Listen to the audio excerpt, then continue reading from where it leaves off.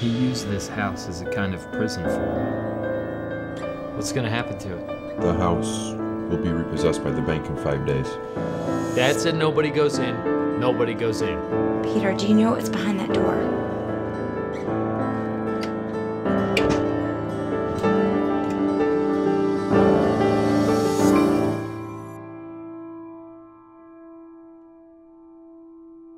As camera operator for Between the Walls, it was my duty to make the images look as good as they possibly could. A lot of pressure on one person's shoulders, especially because could be thousands or maybe even just hundreds of shots in a movie. But that's a lot of responsibility. First, we're going to look at the photography principle, the rule of thirds. In general, the rule divides the image in 4 lines. Where these lines intersect is considered a good place to place the subject of the image. It's usually a really good idea to try to avoid centering the subject of your movie.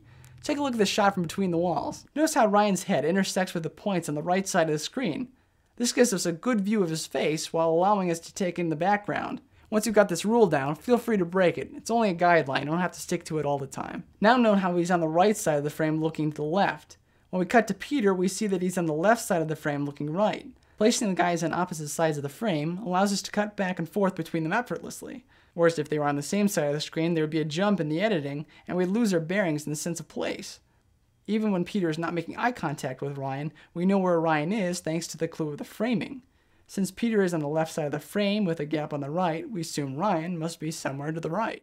This is a lot to think of while you're in the middle of shooting, so you want to make sure you plan these things out before we get to the set. What Chris and I do is we just make a simple map of the room, how much space is there. It doesn't exactly have to be to scale, but it's helpful to have the little props drawn in if people are sitting at a table. And then we just use a V. We just draw a V on there of where the camera is pointing towards and then where our subjects will be.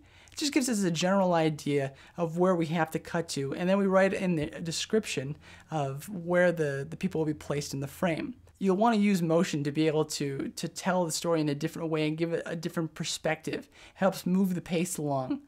In this shot here, what we have in the opening sequence of Between the Walls, this little boy is walking towards this mysterious door. And we needed to heighten the sense of motion here, what's going on, this kind of mystery. It's almost like he's seeing this door for the first time. So we went kind of down low.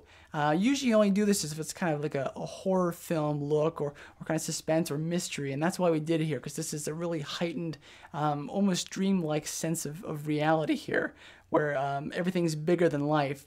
We opened up the lens really wide so that it gives a little bit of curvature to the walls, like everything's kind of going to come in and fall in on him. And we also centered the door because we wanted all of our focus to kind of get tunneled in through the side wall and through that little shower there.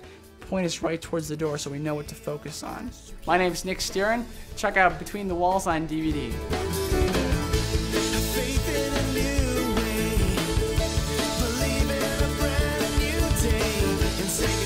To these things that bring you down.